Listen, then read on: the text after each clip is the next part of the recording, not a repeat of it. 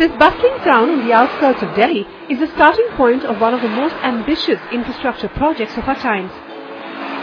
The Delhi-Mumbai Industrial Corridor that is being built almost from scratch from Dadri to JNPT, parallel to the freight corridor. This promises to transform logistics, boost manufacturing and create 24 new cities.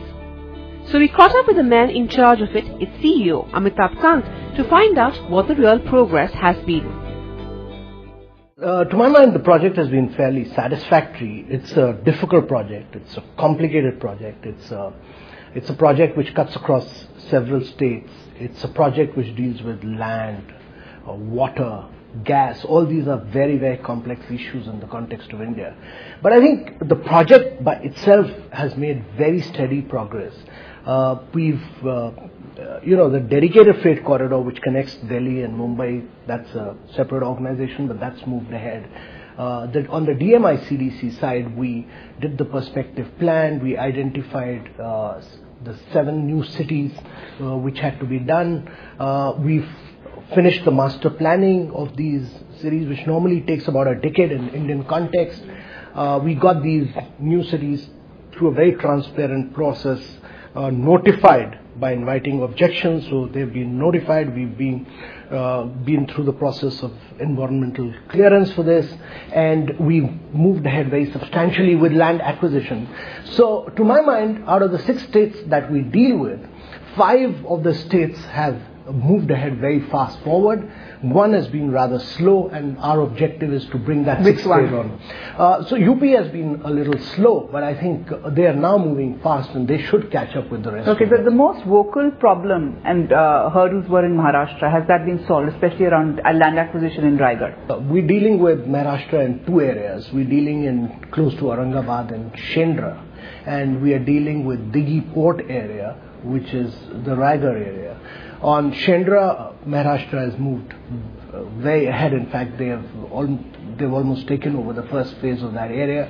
Raigad, there have been some issues, but I think the first phase of Dighi city is almost sorted out. So we are moving ahead with both Shendra and with Raigad together. Let me take a step back. Now, as envisaged, DMIC would see the emergence of 24 cities. The 7 cities that you're talking about is the first leg. Yes. My question to you is that when you say it's been notified, land acquisition has been okayed, environment clearances are there, and the master plan is ready, at what stage is this? Is anything being built over there, or are now private parties going to be invited to be partners in the PPP model? Okay. You know, when projects of this magnitude are conceptualized, it's very important that large projects of this nature are broken up and done into doable components. I mean, that's the task of a chief executive. Really break it up into doable components. And when you break it up, so we broke up this large corridor from Delhi to Mumbai.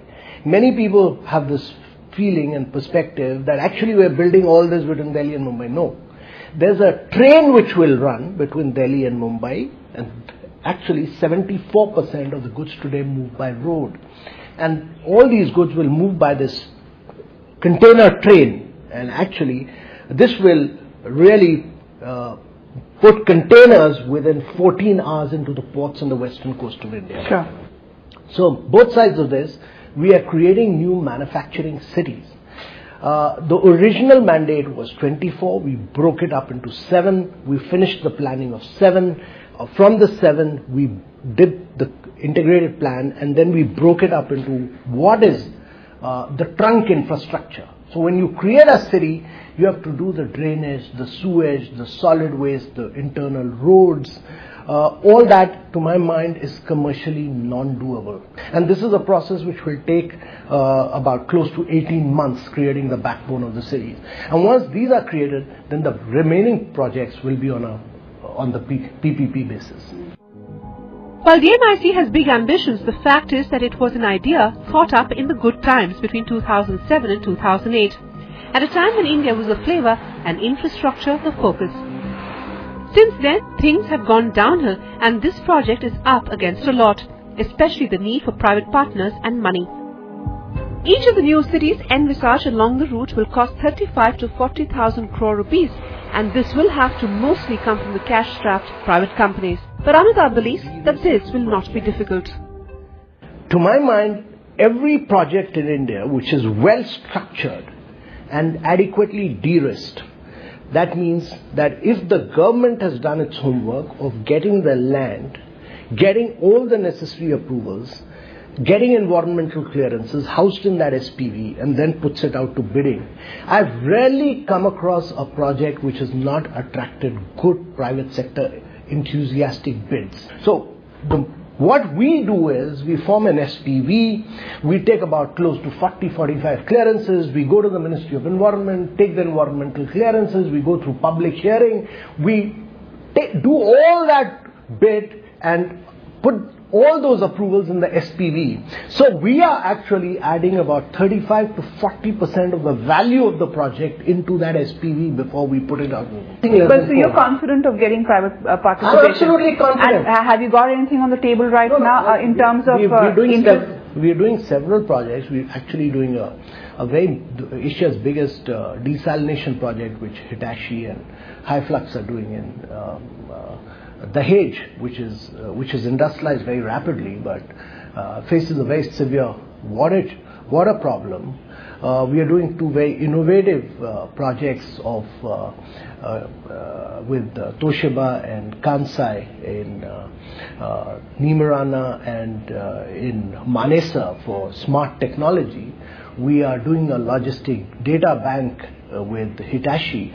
We're doing several very innovative, cutting-edge technology. Okay. Amitabh, let me get to the criticism that DMIC is faced. DMIC is being criticized, saying that it's too ambitious. Yeah. Okay, it comes in a tough time, yeah. And a lot of these investments that you're talking about is really about Japanese companies coming in and really putting their investment in because of the connection, the umbilical cord that connects the DMIC with Japan. Yeah. We don't hear of enough Indian companies, big Indian companies participating.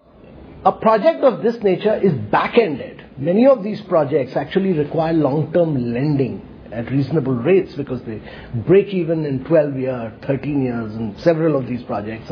But once they break even, they derive a huge amount of revenue, and therefore you require long-term lending at very reasonable rates.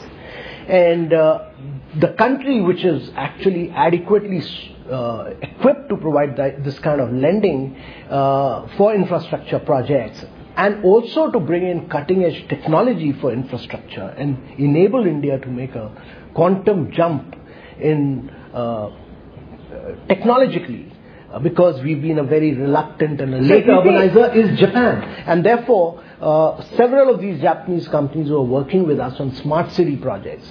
But Indian companies, I have no doubt in my mind that all Indian companies will get in when we do the project. The timeline is 2019. We will give you the first phase of 7 new cities by 2019. But the important thing is that we must get the detailed engineering all completed by 2014 end. And then allow 3.5 years for the trunk infrastructure. Yeah. If all goes by plan, the first 7 cities will be ready to be rolled out by 2019.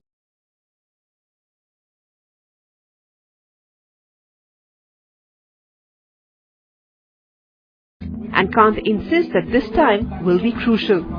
There are no quick fixes for a project this large. But the DMIC is also up against a lot. Will it really find private partners or even the land it needs to build up? More on that when we return.